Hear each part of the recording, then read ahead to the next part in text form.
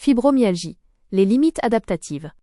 Approche sémiologique et scientifique. Médiation et solutions. Un regard neuf pour comprendre et traiter la fibromyalgie avec des moyens préexistants. Nadjia Tarzout, 34-2026, auteur. France. Essai sur la fibromyalgie, effondrement des systèmes et embargo énergétique. Préambule. Proposition de définition académique.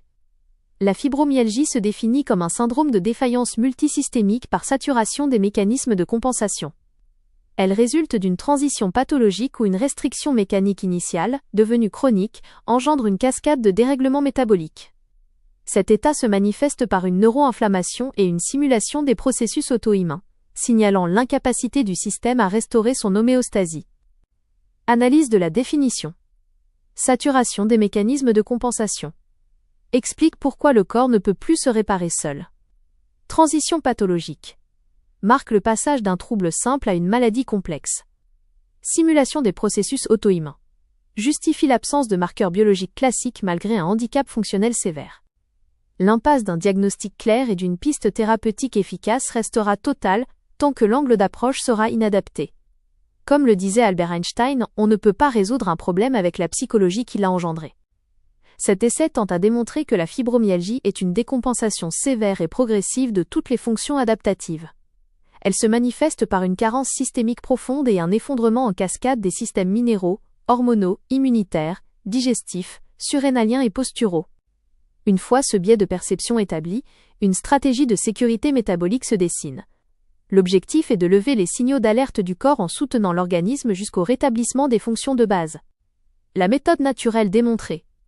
L'étude de cas prouve qu'il est possible d'inverser cette cinétique par un soutien physiologique profond, complexe de plantes et graines, couplé à une approche physique. Apport en vitamines A, D, E et C pour relancer l'énergie cellulaire. Soutien du système hormonal féminin pour réguler l'équilibre endocrinien. Rééducation fonctionnelle pour consolider la guérison physique. Réparation digestive pour traiter la porosité intestinale et éliminer les toxines. Apaisement du système nerveux pour libérer la prégnénolone. 2. Lien et congruence avec les troubles métaboliques. Non reconnus dans ce cadre caractéristique de mimétisme. Nous soutenons que la variabilité du contexte clinique occulte des troubles pourtant identifiés par ailleurs. Cette méconnaissance maintient le diagnostic dans un flou persistant, accentué par la réticence des praticiens à engager leurs responsabilités face à une complexité qui sort des cadres conventionnels. 3. L'universalité du processus pathologique, les marqueurs communs. L'épuisement des neurotransmetteurs. L'emballement des signaux du système nerveux et du nerf vague. L'effondrement des stocks de prégnénolone. La porosité intestinale et de la barrière hémato-encéphalique. Modèle de l'effondrement systémique. 1. La permanence de la compensation. Le point de bascule réside dans le maintien indéfini des stratégies de défense. Le patient s'installe dans une dysfonction mécanique permanente qui mobilise des ressources constantes. 2. La cascade des dominos. Lorsqu'un système sature, la charge est transférée aux voisins. La diversité des symptômes n'est que le reflet du domino, actuellement sous pression. 3. Le relais cardio-respiratoire. Si la cage thoracique est verrouillée, le cœur augmente sa fréquence pour compenser. Ce surrégime génère un épuisement profond. 4. L'effondrement final. Quand le métabolisme ne peut plus compenser, il passe le relais au système endocrinien, puis immunitaire. L'état de surrégime devient généralisé. 4. Le modèle des 9 hypothèses de l'atteinte. 1. Adaptation à la douleur. Le système nerveux modifie le recrutement musculaire pour protéger une zone. À long terme, cela devient pathologique. 2. Cascade systémique. Les tensions des fascias perturbent les organes profonds.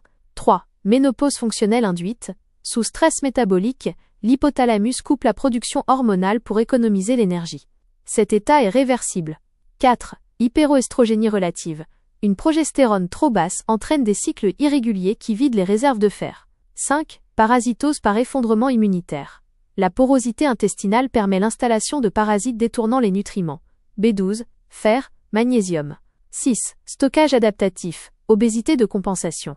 Le corps utilise l'enzyme aromatase dans le gras pour fabriquer des œstrogènes de substitution face à la carence. 7. Incapacité cognitive, brain fog. L'inflammation atteint les fonctions exécutives. 8. Simulation de l'auto-immunité. Le cumul de cortisol et d'inflammation mime une maladie auto-immune par saturation du terrain. 9. Persistance des signaux et manque de réponse parasympathique.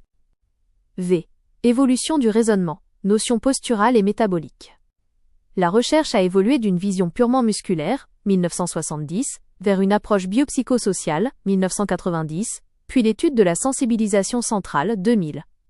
Aujourd'hui, nous tendons vers un modèle intégratif, 2020+, corrigeant simultanément la posture, l'alimentation et les dérèglements métaboliques. VI. Thématique biophysique et mécanique des fluides. L'hypertension adaptative et l'embargo énergétique. 1. Loi de Starling. Une baisse de la charge minérale fait que l'eau quitte les vaisseaux pour stagner dans les tissus, œdème, créant une précarité circulatoire. 2. Théorie de Guiton. Pour forcer les nutriments à traverser des membranes cellulaires verrouillées, stéatose, le corps augmente la pression de perfusion, hypertension. C'est un effort désespéré pour nourrir les organes vitaux. 3. Le cryonique. Sans ATP, énergie, les fibres ne peuvent plus se relaxer. Le système émet des signaux de détresse, fatigue de plomb, extrasystole. 7. La hiérarchisation des priorités métaboliques. Le corps priorise la survie immédiate, le centre de commande, au détriment de la périphérie. Allah met de l'ordre dans le chaos en instaurant une hiérarchie stricte du sacrifice. 1. Système reproducteur, le premier sacrifié, plus grand que 2. Squelettique, plus grand que 3. Musculaire, plus grand que 4. Digestif, plus grand que 5. Immunitaire, plus grand que. Plus grand que 11. Cardiovasculaire, plus grand que 12. Nerveux, le dernier défendu. À l'intérieur du système nerveux, le corps abandonne le cortex, pensée, mémoire, pour protéger le tronc cérébral, centres vitaux. 8. La dyshoméostasie comportementale, facteur de stagnation. Le handicap devient un mécanisme de protection. En figeant certaines fonctions, le corps économise l'énergie pour le cœur et le cerveau. Charge allostatique. La douleur mobilise tant d'énergie que le patient n'a plus la force de maintenir une hygiène de vie correcte. Kinésiophobie. La peur du mouvement entraîne une atrophie et une mauvaise oxygénation. Chaos digestif. Le stress empêche l'assimilation du magnésium, des vitamines B12 et D, maintenant le système en hyperexcitabilité. IX. L'approche multidimensionnelle. Il faut rééquilibrer le rapport entre médecine segmentée, spécialité, et médecine fonctionnelle. Traiter la douleur sans restaurer le terrain revient à ignorer la structure globale du métabolisme. Test de carence indispensable, vitamine B, ferritine, magnésium, vitamine D. X. Les apports alimentaires salvateurs. 1. Le complexe alimentaire, Shifa Saken. Il agit comme un trousseau de clés pour relancer la fabrication d'enzymes et d'hormones, nettoyer le foie et assouplir les membranes. 2. Les graines germées, elles apportent une densité nutritionnelle vivante, vitamines A, B, C, E, K et minéraux biodisponibles, pour corriger les déséquilibres de la loi de Starling. 11. L'interdépendance pathologique, le piège de l'exclusion. Sous prétexte de fibromyalgie, il ne faut jamais exclure une pathologie organique sous-jacente. 12. Convergence thérapeutique, rétablir le terrain. 1. Le diagnostic postural est spécialisé. Un suivi coordonné est nécessaire. Posturologue, dentiste, occlusion, podologue, orthoptiste, ostéopathe, kinésithérapeute et nutritionniste.